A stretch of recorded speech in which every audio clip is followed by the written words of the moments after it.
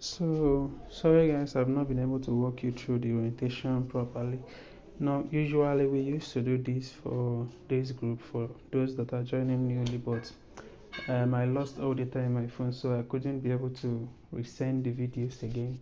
So now I'm going to walk you through because there are a lot you need to learn about the Learning Resource Center.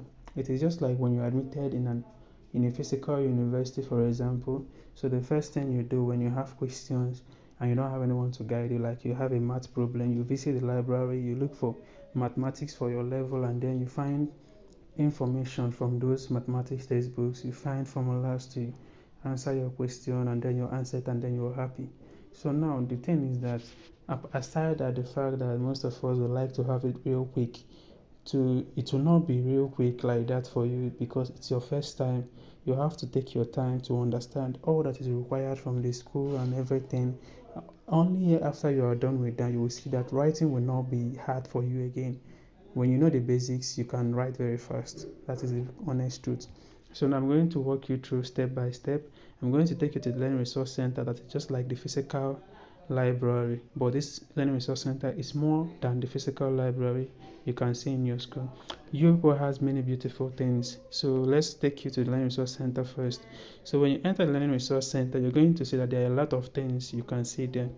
Did you know that you can even look for careers, like you can even go to your own career specific needs and then know how to prepare a cover letter, how to do all these things. It is here in the Career Resource Center.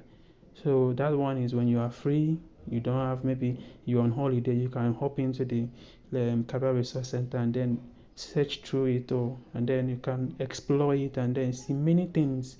You can even find link to the answer you are looking for. I really enjoyed the few I read about the Career Resource Center. I really enjoyed it. It helped me a lot. So you can see that there is peer assessment office. In this particular office, it's going to teach you how to assess your peers, how to mostly if you are in Unit 4 by now, at least they must have told you to assess your own peers in the discussion forum assignment. You must have done written assignments. So I'm going to guide you through all these things. So now you can see academic honesty and plagiarism. So I'm going to take you to the online library, which is the most important aspect for this week's assignment. Now, when you head into the online library, you can see it here. So the first thing you do is you go to this, click here to go to the library. I'm doing this video, so I'm trying to rush things. So you can take your time and read through all of them. So you can see the online library, the start here, the Jitsu, all these things are their online library. So for the assignment, you are asked to use the LIRN. So you hit the LIRN, then you go to Jitsu. Do you see Jitsu? So, or you can head straight to the link to the UoPeople LIRN. You can see, so it's loading. So now you can see you are there. This is the link to the LIRN.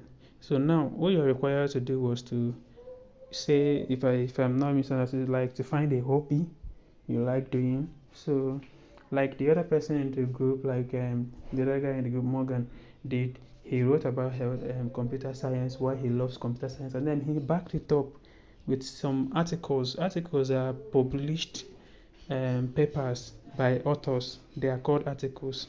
So now all you need to do is, if you like health science, if you're in health science, if you like to if you like novel or all these things, you just have to pick out, like, use keyword.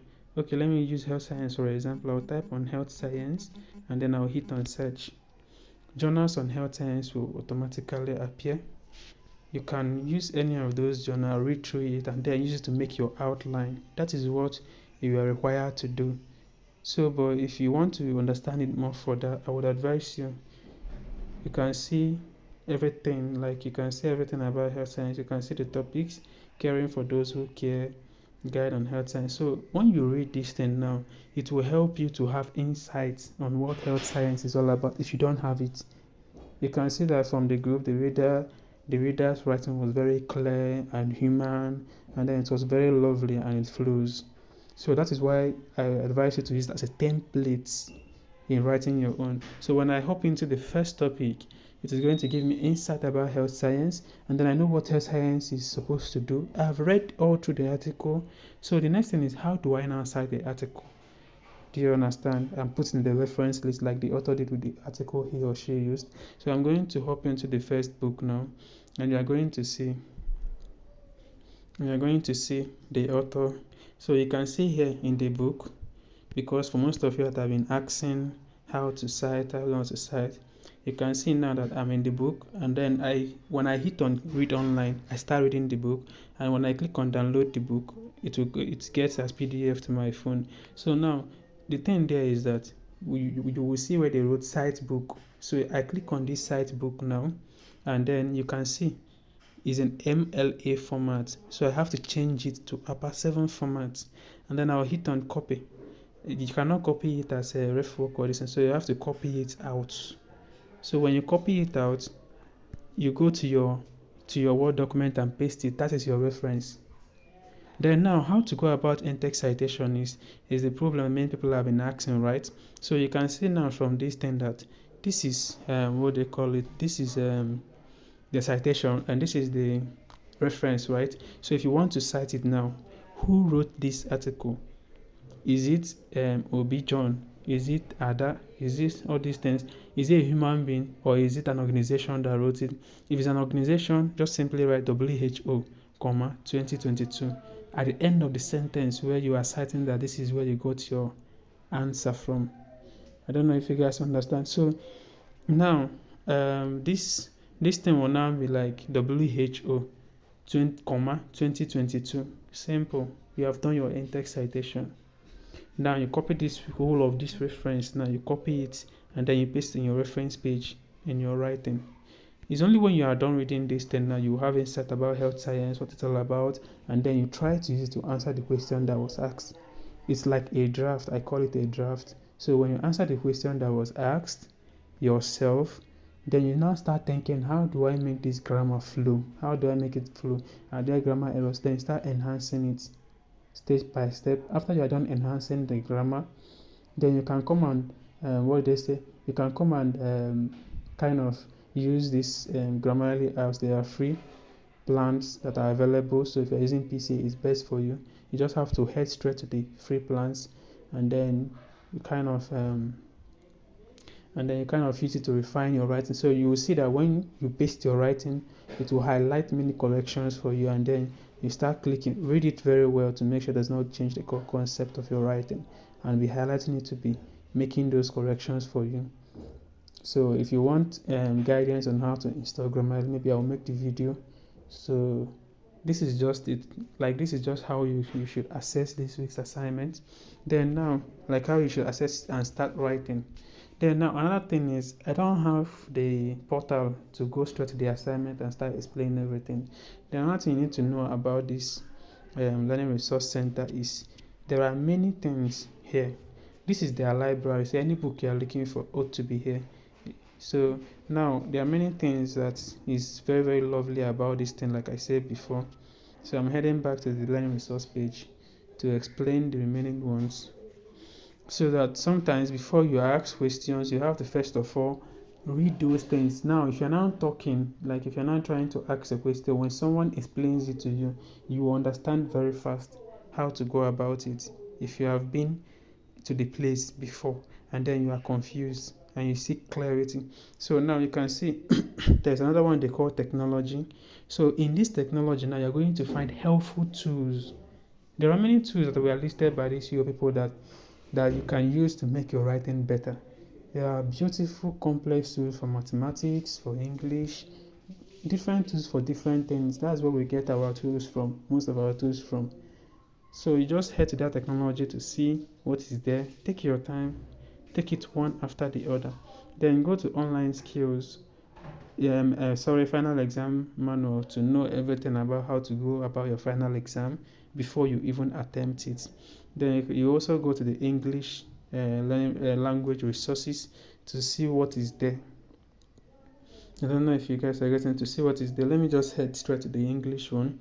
So if you come to the English one, you can see that grammar refresher and ENG 001 unit 1 conversation reading. So all these things will teach you everything. As a beginner, it's not always easy. You take your time, you go through it one by one, one by one. When you are done reading these things, you will see that writing will not be something that is hard for you to do. Writing is something we do weekly by weekly. So it's not supposed to be a hard thing, because as a student of you, we are supposed to be the best at writing because you write every week.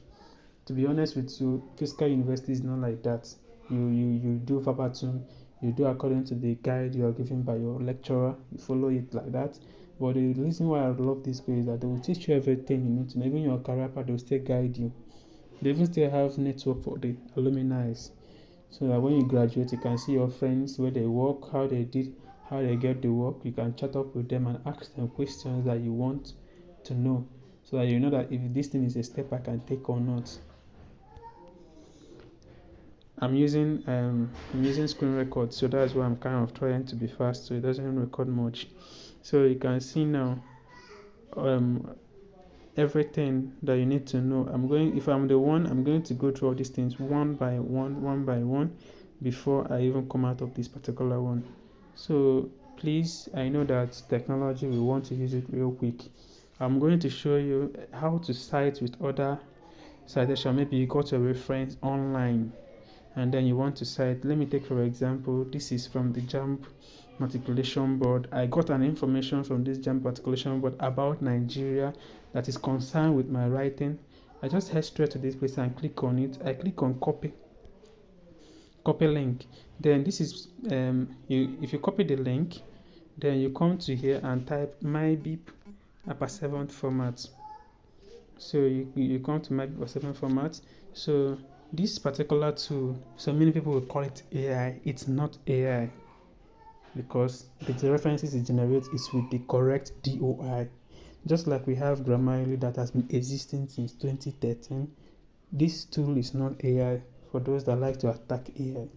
Now, when you click on it, you paste the link of your listing and then you hit on search button. So this is where I got information from, and when I hit on this thing, maybe you're using what they call it, you're using Google to answer your question.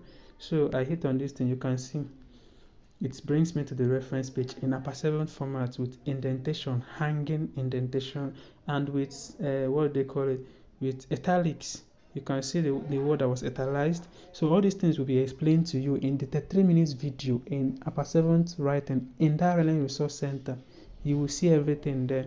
So now you can see that this particular tool will bring out the reference for you to copy, or you can just hit on copy to clipboard and paste it. Then you will see the way the enter citation will look like. So you can see when I hit on this, then I'll copy it.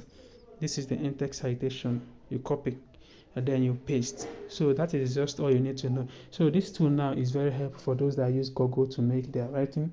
So wherever you find your answer and you want to cite that particular journal, you don't need to start looking for the authors, the year, and all. You just have to copy the link to that place you got it and then hit it here, and it will generate the reference for you in a APA7 format.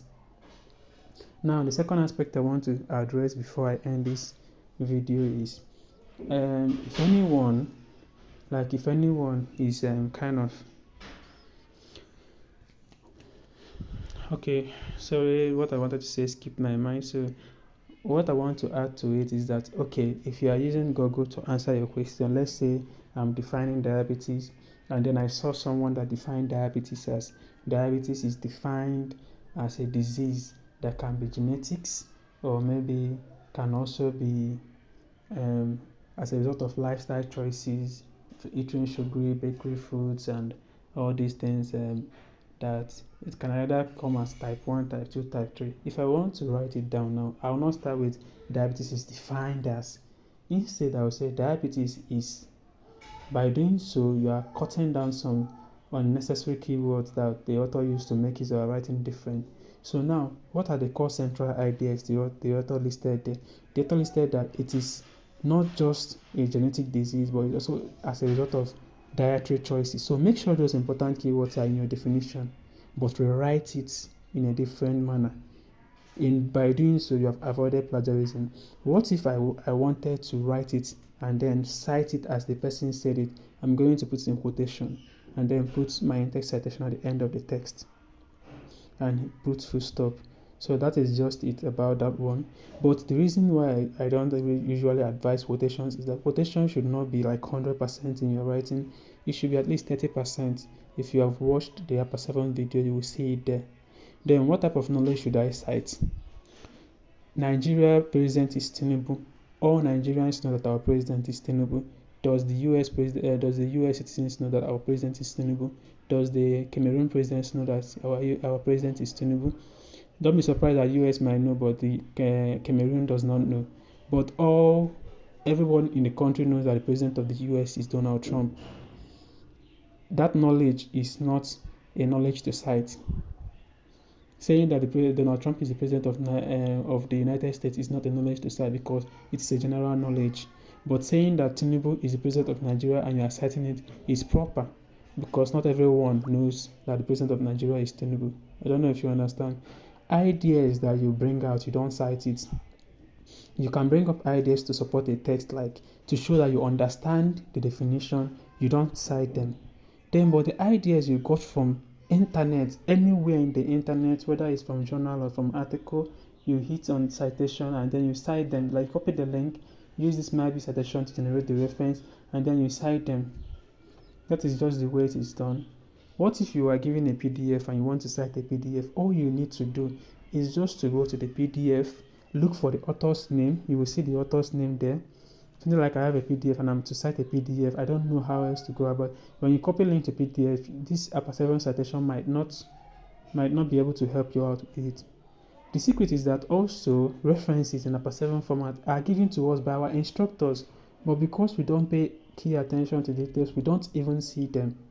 When they give you a link to the reading assignment, they give you the reference at the end of the right. Like if you follow it word for word, you will discover what I'm telling you. So you don't even need to start wasting your time. If you use the reading assignment, you don't even need to start wasting your time looking for where to get the reference from. Just copy it out and then paste it in your reference assignment. They give it. Some of them do it. Most of them do it. It's just some who are careful about that removes their reference, but most of them put the reference in a 7 format. So that's just all you need to know. So if there's any other thing, you can tell me. I will make a video on it and then post it to the group. And this is how it will be going henceforth. I try to organize maybe kind of a classroom whereby an online discussion, but it didn't work out because there are many objections. We use different time zones. So, and I'm still planning on how to get to it so we can get everyone organized. So it will work out at everyone's convenient time. But aside that, we'll be doing it like this henceforth.